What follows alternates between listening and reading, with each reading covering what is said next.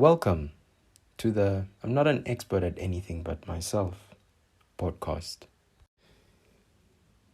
There's just been so much that has been going on.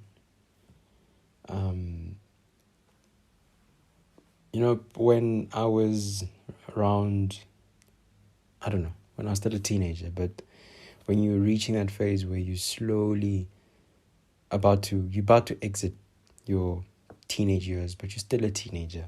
So you still behave like a teenager.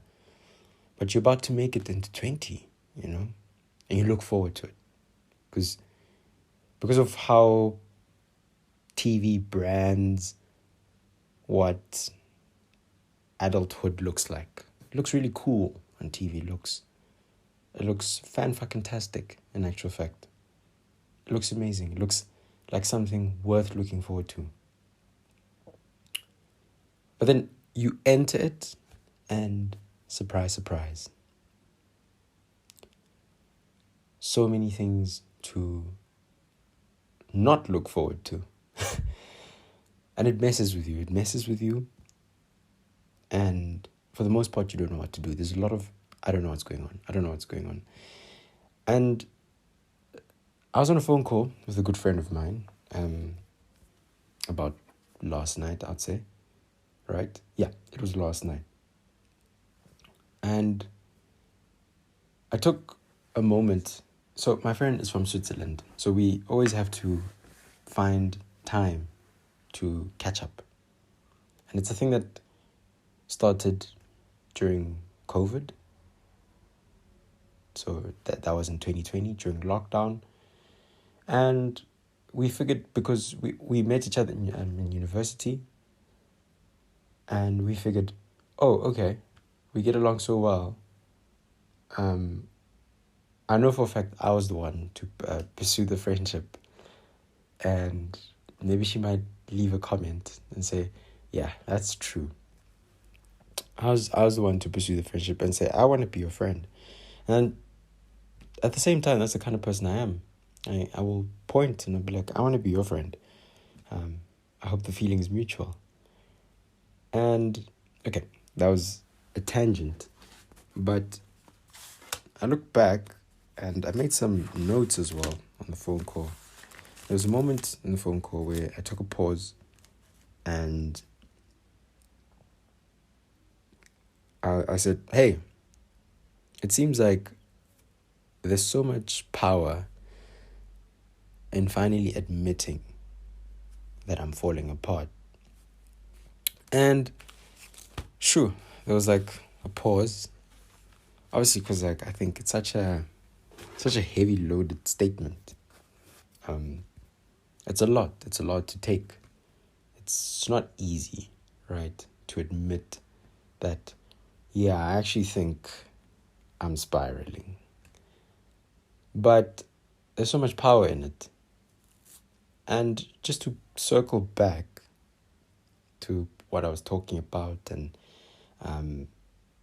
your 20s and your 20s not being perfect. And I use the word perfect very, very loosely, because that also in itself has been packaged and it has been sold to us that perfection is a thing. And I say no, it's not. And I think that's my very stubborn side. That's my very, I call bullshit. There's just some things that I look at and I say, that is bullshit. Because I look at perfectionism and I say, okay, so here's something that has been packaged and it's been sold to us and it's been shoved in our faces that you should aspire to be perfect, but according to these standards. And I look at that and I say, okay, but sometimes you're really content with what you have. No, you should strive to have more. And I say, okay, cool. More what?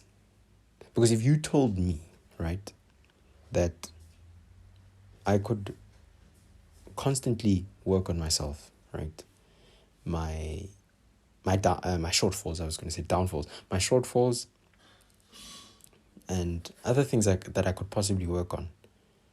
Then I'd say, yeah, I could strive to be a better version of myself, not a perfect one, because life is always going to throw things at me that reveal something, and I'm like, oh, I could have done that way better. Way better. I could have dealt with that. So not done. I could have dealt with that way better. Way better. And I look at myself and I look at the friends that I have accumulated over the years. And I say, geez, man, you've really come far. And I think I needed that call. And I can only hope that my friend also needed that call. But something about it was a wake-up call, but not a harsh one. Because often wake-up calls are really harsh sometimes. And they're very like, wake the fuck up. But something about my conversation with my friend was a wake-up call, but a very gentle one. A very gentle one. And I mean, for those who know me on a much more personal level, I'm a very gentle human being.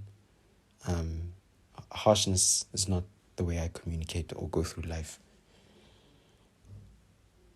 And I know I always disagree and differ with a lot of people that like sometimes you have to be harsh. I'm like, yeah, when necessary, but not all the time.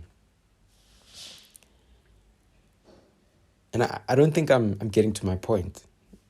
But that's what I'm loving about this. I'm just rambling and I'm just going on and on and on. But I look at myself and I take myself in by acknowledging how far I've come. And I say, man, when you were 18, I'm reminded that when I was 18, there was this one teacher I had who, I don't know if she hated me. I don't know if she hated that I was very goofy, but she was very serious. And she only took you seriously if you took her and her subject seriously. So for those who know, will know who I'm talking about. Or, yeah, whatever.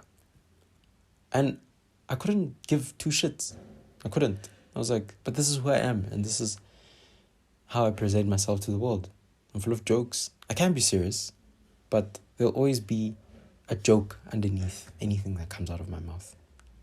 Because I like laughing.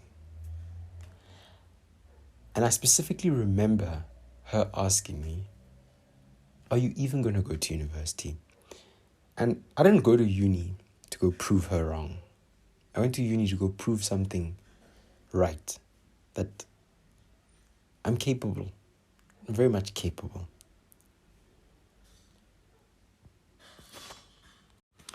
But something about, just to go back to my phone call with my friend, something about that phone call was a gentle wake-up call. Something about it had a lot of things that I could learn from her own personal experiences, which I won't mention, mainly because I haven't asked her. And that's why I have omitted her name, and she's just my friend from Switzerland. But there was a lot that she shared about her own personal life, which I could resonate with a whole lot. And I think we reached a point where, and the reason why I said it was a gentle wake-up call was that there was no, going back to the whole thing about being harsh, there was no harshness in it. It was just really, hey man, at your core, like, you're very funny, you're an intellect, and I needed that because somehow, for some odd reason, I had forgotten. Well, that's it for today. Catch me next week.